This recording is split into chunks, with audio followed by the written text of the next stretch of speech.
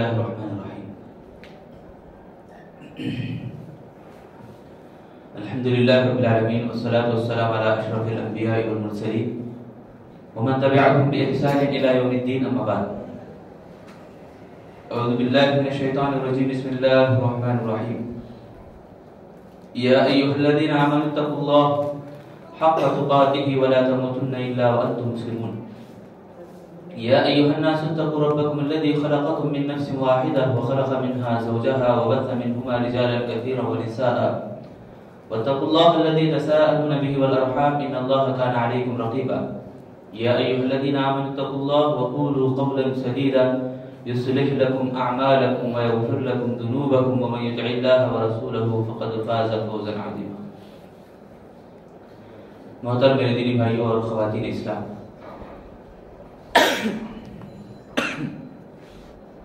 تمام قسم کی تعریفیں اللہ رب العالمین کے لیے لائق و زیبا ہے، جس نے مجھے اور آپ کو ہفتہ واری پروگرام سیرت صحابیات میں شامل ہونے اور سننے کا موقع دیا، کچھ باتیں ذکر کرنے کا موقع دیا. میں اللہ سے دعا کرتا ہوں الہ العالمین ہم سب کو اپنے آپ کی تربیت اور اپنے گھر بار کی تربیت بہتر سے بہتر کرنے کے اللہ سب کو توفیق عطا فرمائے، آمین. اگر ہم دیکھیں کہ دنیا میں سب سے عظیم اور پاک نفس ہستیاں اگر کوئی ہیں، پاک نفس انسان لوگ اگر کوئی ہیں، تو انبیاء علیہ السلام کے بعد اللہ رب العالمین نے موسیٰ علیہ السلام کی قوم کو نہیں بنایا، اللہ رب العالمین نے نوح علیہ السلام کی قوم کو نہیں بنایا. ملت ابراہیم بول کے قرآن میں جا بجا اللہ نے کہا، مگر ابراہیم علیہ السلام کی قوم کو اللہ نے نہیں بنایا، بلکہ میرے اور آپ کے نبی، آخری نبی، وہ آمینہ کے لال، عبداللہ کے بیٹے، عبد المطلب کے پوتے محمد بن عبداللہ صلی اللہ علیہ وسلم کی قوم کو بنایا. یعنی صحابہ اکرام انبیاء علیہ السلام کے بعد سب سے عظیم ہستی کہلائی. تو انہی صحابہ اور صحابیات میں سے ہم لوگ وقتاً فوقتاً کچھ لوگوں کی، کچھ صحابہ اکرام کی زندگیاں ہم سن رہے، صحابیات کی زندگیاں ہم سن رہے. ان میں سے آج میں آپ کے سامنے دو صحابیات کا تذکرہ کرنے جا رہا ہوں. پہلی صحابیہ حضرت ام ہانی رضی اللہ تعالی عنہا.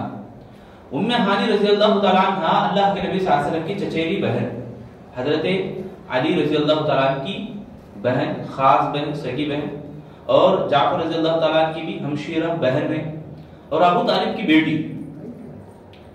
حضرت ام ہانی رضی اللہ تعالیٰ عنہ کا اصل نام فاختہ بنت ابی طالب. کیا نام؟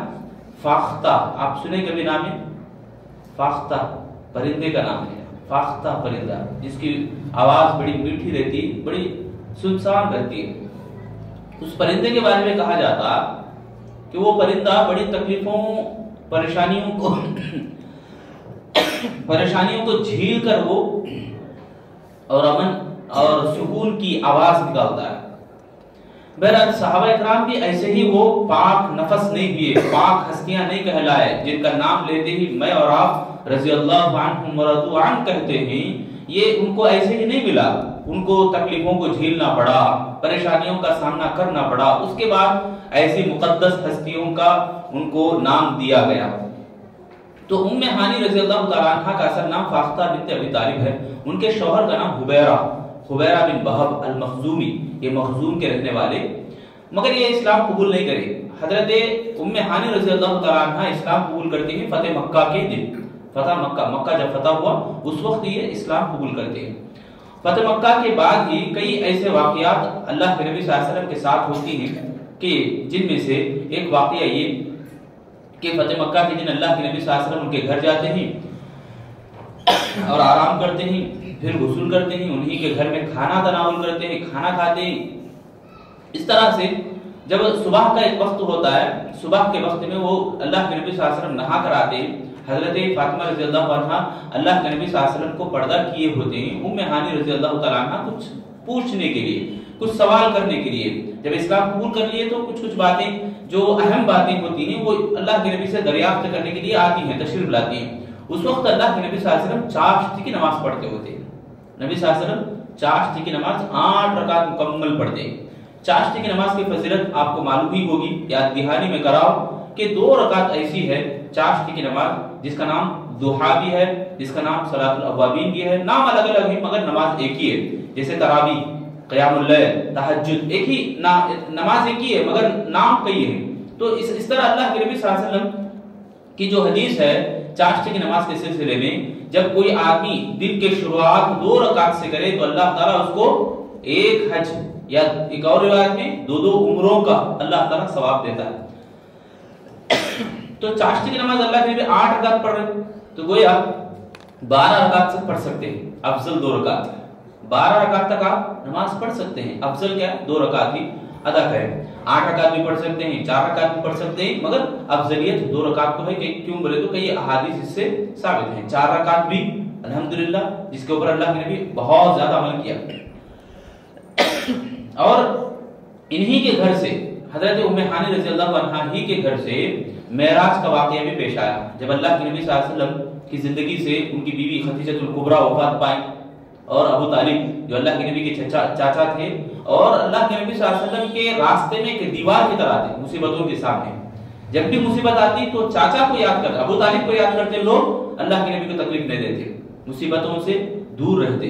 تو ابو طالب کا جدا ہونا اور حضرت خدیجہ رضی اللہ عنہا کا جدا ہونا یہ نبی صلی اللہ علیہ وسلم کے لیے بہت زیادہ بڑا صدمہ تھا, جس کو تاریخ کی کتابوں میں, سیرت کی کتابوں میں ایک ٹائٹل ہی دیا جاتا. کیا نام بولو, عام الحزن, غم کا سال, غم کا سال بول کر ٹائٹل دیا جاتا تھا. تو اس وقت اللہ کے نبی صلی اللہ علیہ وسلم ام ہانی رضی اللہ عنہا کے گھر میں ایک مرتبہ تھے تو معراج کا واقعہ بھی پیش آیا. اللہ کے نبی صلی اللہ علیہ وسلم معراج ہو گئے اور حضرت فاطمہ رضی اللہ تعالیٰ عنہ نبی صلی اللہ علیہ وسلم کی چہیتی بیٹی کئی باتوں میں ام ہانی کی تربیت حاصل کرتی ہیں. کئی باتوں میں, کئی کاموں میں ام ہانی کے پاس جاتی ہیں, تربیت سیکھتے ہیں. ایک طرح سے مربی حضرت ام ہانی رضی اللہ تعالیٰ عنہ حضرت فاطمہ کو تربیت دیتی ہیں کئی مرتبہ. حضرت ام ہانی اسلام قبول کرے فتح مکہ کے دن, مگر ان کی جو اصل پیدائش ہے, پیدائش 660 پر 1 عیسوی, 660 پر 1 عیسوی.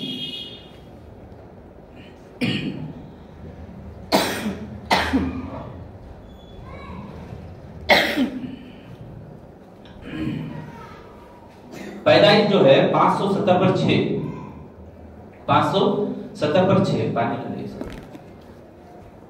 اور وفات آ کر 660 پر 1.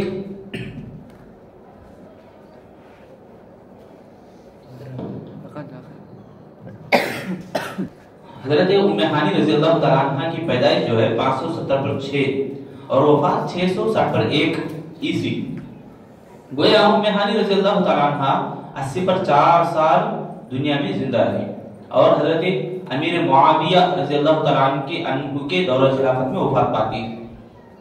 ام ہانی کا خاندان کیا ہے, ابو طالب کی بیٹی ہے یہ, تو خاندان کا نام ہاشمی خاندان کہلایا. قریش کا خاندان بھی کہلاتا ہے مگر ہاشمی بھی یہ تاریخ کی روایتوں میں مشہور ہے. حضرت ام ہانی رضی اللہ عنہا کے یہاں 4 اولاد, عمر, ہانی جن کے نام سے نسبت دیتے ہیں, ام ہانی یعنی ہانی کی ماں. ہانی کہتے ہیں سکون کو یا مسرت کو, خوشی کو, تو ہانیہ نام رکھ سکتے ہیں. اور ان کے ایک بیٹے کا نام یوسف اور ایک بیٹے کا نام جعدہ. بخاری کی ایک روایت میں ہے فولان بول کے ایک نام بھی آتا ہے. فولان یہ 4 اولاد میں سے ہی ایک بیٹے کا نام ہوگا, اس طرح سے روایت ہے. اور حضرت ام ہانی رضی اللہ تعالیٰ عنہ 40 پر 6 حدیثوں کو روایت کیا. کتنے حدیث ہیں, 40 پر 6 حدیث, جن میں بڑے بڑے صحابہ بھی ہیں. عبداللہ بن عباس بھی روایت کرتے ہیں, عبداللہ بن عمر بھی روایت کرتے ہیں, اور ان کے بیٹے بھی, بہت سارے بیٹے اسلام قبول کرتے ہیں اور روایت کرتے ہیں. اور اللہ کے نبی صلی اللہ علیہ وسلم کے پاس آتی ہی ایک مرتبہ ام ہانی رضی اللہ عنہ عنکبوت کی آیت نمبر 20 پر 9 اس کے بارے میں سوال کرتی ہے, وَتَأْتُونَ فِي نَادِيكُمُ الْمُنْكَرَ, وَتَأْتُونَ فِي نَادِيكُمُ الْمُنْكَرَ. یہ آیت لوط علیہ السلام کی قوم کے بارے میں. لوط علیہ السلام کی قوم یعنی بے حیائی کا کام کرتی تھی, گندے کام کرتے تھے, تو برا فعل کرتے تھے. اس کی تفسیر پوچھتی ہے ام ہانی. امام احمد بن حنبل علیہ الرحمہ نے اس حدیث کو نقل کیا, اس کی وضاحت کی, یعنی وہ آیت کا ترجمہ کیا کہ تم گناہ کے کاموں میں آتے ہو، یعنی برائی کے کاموں میں آتے ہو، اس طرح کا معنی۔ اور ایک مرتبہ ام ہانی رضی اللہ عنہا روزہ رکھی رہتی، اللہ کے نبی صلی اللہ علیہ وسلم کو پینے کے لیے کچھ مشروب دیتے، ام ہانی کہتے میں روزے سے ہوں، اللہ کے نبی صلی اللہ علیہ وسلم کہتے کہ اگر یہ روزہ قضا کا روزہ ہے تو تم بعد میں بھی رکھ سکتی ہو، اس طرح سے کہتے ہیں، یعنی اس طرح کے الفاظ آتے ہیں۔ تو نفل روزے کو اپنے مہمان، خاص مہمان کے آنے کی وجہ سے توڑ بھی سکتے ہیں، اس حدیث سے یہ عمل نکال سکتے ہیں، ایک نقطہ نکلتا ہے۔ اسی طرح ام ہانی رضی اللہ عنہا جب وہ کمزور، یعنی کہ ان کا جسم کمزور ہوتا ہے، نبی صلی اللہ علیہ وسلم سے پوچھتے ہیں مجھے ایسے اعمال بتاؤ جو میں بیٹھے بیٹھے کر سکوں، اللہ کے نبی صلی اللہ علیہ وسلم ان سے کہتے ہیں 100 مرتبہ سبحان اللہ کہو، 100 مرتبہ الحمدللہ کہو، 100 مرتبہ اللہ اکبر کہو، 100 مرتبہ لا الہ الا اللہ پڑھا کرو۔ یہ اعمال میزان میں وزندار ہیں، یہ نیکیوں کو وزندار بناتی ہیں۔ ام ہانی رضی اللہ تعالی عنہ اس حدیث کو نقل کیا تھا، اللہ کے نبی صلی اللہ علیہ وسلم سے روایت کی۔ اور اسی طرح ان کے بعد جن کی زندگی میں بیان کرنے جا رہا ہوں وہ امیمہ بنت سبیع، نام کیا ہے؟ امیمہ بنت سبیع، ایک امامہ تھی۔ امامہ ہم نے سنے جعفر رضی اللہ عنہ کی ویڈیو سیرت صحابیات میں سن چکے۔ امیمہ یہ نام جو ہے اصل میں حضرت ابو ہریرہ رضی اللہ تعالیٰ عنہ کی ماں ہے۔ ابو ہریرہ مشہور صحابی 7 ہجری میں اسلام قبول کرتے ہیں۔ کون؟ حضرت ابو ہریرہ رضی اللہ تعالیٰ 7 ہجری میں اسلام قبول کرتے ہیں۔ 7 ہجری کے بعد سے 11 مطلب 4 سال اللہ کے نبی صلی اللہ علیہ وسلم کے ساتھ رہے، مگر پورے صحابہ میں سب سے زیادہ حفاظت حدیث انہی کے ساتھ ہوا، انہی کے ذریعے سے ہوا۔ اسی لیے ان کی ماں بھی جو ہے سبحان اللہ ذہین تھی اور حفاظت کرنے والی تھی، تو ان کو سید الحفاظ کا لقب بھی دیا گیا، سید الحفاظ حضرت امیمہ بنت سبیع کو۔ یعنی حضرت ابو ہریرہ رضی اللہ تعالیٰ عنہ کی ان کی جو والدہ ہیں، ان کا قبول اسلام بہت بڑا پیارا ہے۔ ایک مرتبہ اللہ کے نبی صلی اللہ علیہ وسلم کے پاس حضرت ابو ہریرہ روتے بھی آتے ہیں۔ اللہ کے نبی پوچھتے ہیں رونے کی وجہ کیا ہے؟ تو ابو ہریرہ کہتے ہیں میں نے میری ماں کو اسلام قبول کرنے کے لیے کہا، امی اسلام قبول کر دو، میں بھی اسلام قبول کر چکا ہوں، مگر وہ کہتے ہیں بار بار تانا دیتے ہوئے کہ تم جھوٹے ہو، تمہارا ایک گمراہ والا دین ہے، اس طرح سے تانا دیتی ہوں، اس لیے میں رو رہا ہوں۔ اللہ کے نبی آپ میری ماں کے بارے میں دعا کیجئے۔ ابو ہریرہ رضی اللہ عنہ کی درخواست پر اللہ کے نبی صلی اللہ علیہ وسلم دعا دیتے ہیں، اللہم اہدی ام ابی ہریرہ، ابو ہریرہ کی ماں کو اللہ ہدایت دے دے، دعا کرتے ہیں۔ ابو ہریرہ چلے جاتے ہیں گھر کو، سبحان اللہ، اللہ کے نبی یہاں دعا کیے تھے اور یہاں گھر میں جا کے دیکھے تو گھر کا دروازہ بند ہے، گھر کا دروازہ بند ہے، پانی گرنے کی آواز آ رہی، پانی کے خطرات کی آواز آ رہی، اندر سے آواز آئی بیٹے ذرا رکو میں غسل کر رہی ہوں، اور دوپٹہ اوڑے بغیر جلدی میں دروازہ کھولتے ہوئے ابو ہریرہ سے کہتے ہیں ابو ہریرہ اشہد ان لا الہ الا اللہ واشہد ان محمد رسول اللہ۔ ابھی کے ابھی گالی دینے والی عورت، اللہ کے نبی صلی اللہ علیہ وسلم کو برا بھلا بولنے والی، سبحان اللہ اسلام سے مشرف ہوتی ہے نبی کی دعا کی بدولت۔ ابو ہریرہ پھر رو لیتے جاتے ہیں، پہلی مرتبہ رونے کا معنی تو معلوم ہے، تانا دے رہے اسلام کو برا بھلا بول رہے، دوسری مرتبہ پھر رو لیتے جاتے ہیں ابو ہریرہ رضی اللہ کے نبی پوچھتے ہیں اب کیوں رو رہے؟ تو وہ کہتے ہیں خوشی میں مجھے رونا آ رہا، خوشی میں رو رہا ہوں، اللہ کے نبی میری ماں اسلام قبول کر چکی ہے، اس بات کی خوشی مجھے بہت یعنی اس طرح سے خوش کر دیا ہے کہ میرے آنکھوں سے آنسو آ رہے ہیں۔ خوشی کے مارے آنکھوں سے آنسو آنا یہ بھی ایک انسان کی علامت ہوتی ہے، انسان کی فطرت میں ہے یہ بات۔ اس کے بعد ابو ہریرہ اللہ کے نبی سے ایک اور درخواست کرتے ہیں، اے اللہ کے نبی میری والدہ کی اور میری محبت تمام مومنین کے دلوں میں ڈال دے، تمام مومنین کے دلوں میں اللہ میری اور میری والدہ کی محبت کو ڈال دے۔ اللہ کے نبی دعا فوراً دیتے ہیں، اللہم حبب عبیدک، اللہم حبب عبیدک یعنی ابا ہریرہ و امہ الی عبادک المؤمنین، اے اللہ اس کو یعنی تیرے بندے کو، تیرے چھوٹے بندے ابو ہریرہ کو اور ان کی ماں کو تمام تیرے مومنین بندوں کے اوپر ان کی محبت کو ڈال دے۔ اور یہ بھی دعا دیتے ہیں حبب الیہم المؤمنین، اے اللہ اسی طرح تمام مومنین کی محبت بھی ابو ہریرہ اور ان کی والدہ کے دل میں ڈال دے۔ بات سمجھ میں؟ حالانکہ ایک مومن دوسرے مومن کو پسند کرنا، محبت کرنا یہ اسلام میں ہے، مگر ایک خاص محبت کا خطاب اللہ کے نبی صلی اللہ علیہ وسلم کی دعا کا مستحق یہ صحابیہ پاتی ہیں، خاص خطاب۔ اللہ کے نبی بعض لوگوں کو خاص خطاب دیے تھے، ان میں سے ایک حضرت امیمہ بنت سبیح نے اللہ کے نبی صلی اللہ علیہ وسلم کی دعا کی مستحق بنی۔ کیسی دعا ہے یہ ایسی دعا ہے کہ تمام مومنین ان کی ماں سے محبت کرے اور ان کے بیٹے سے محبت کرے، اور ان کی ماں اور ان کے بیٹے دونوں بھی تمام مومنین سے محبت کرے۔ یہ خاص دعا ہے، حالانکہ ایک ایمان کا حصہ ہے، مگر اللہ کے نبی کے زبان سے نکلا ہوا بہت بڑا شرف والی بات ہے۔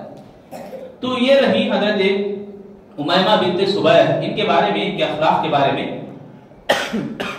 ایک بات آتی ہے۔ حضرت حمید رحمہ اللہ ابو ہریرہ رضی اللہ تعالیٰ کے ساتھ ایک مرتبہ سفر کرتے ہیں۔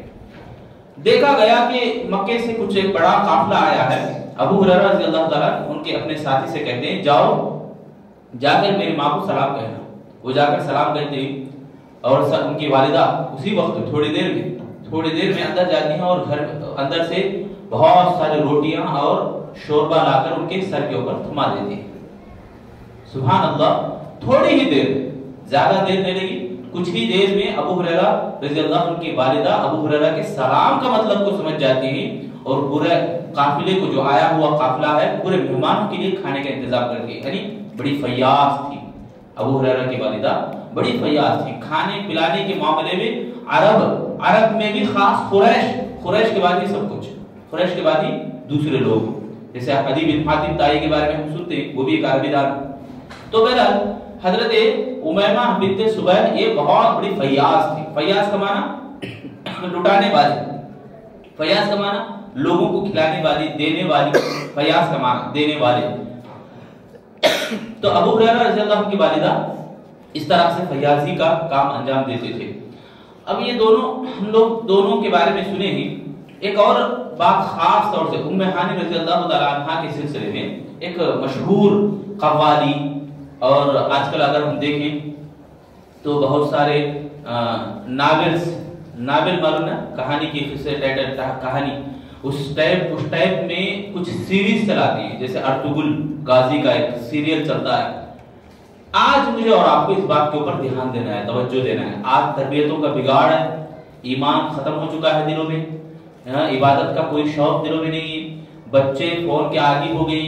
جو بچے جانتے ہیں نہیں، شعور تھوڑا بہت رکھتے ہیں، تو وہ بھی سیریلوں کے پیچھے پڑ گئے اس طرح سے۔ اور یہ تو بات اتنی بڑی بگڑی ہوئی بات ہے کہ سیریل کو ہی ایمان کا ایک بہت بڑا حصہ دیتے ہیں۔ لوگ بولنے والے یہ بھی بولتے ہیں کہ ہمارا ایمان اس سے ملتا ہے، نعوذ باللہ۔ ایمان ہم حاصل کرتے ہیں کس سے؟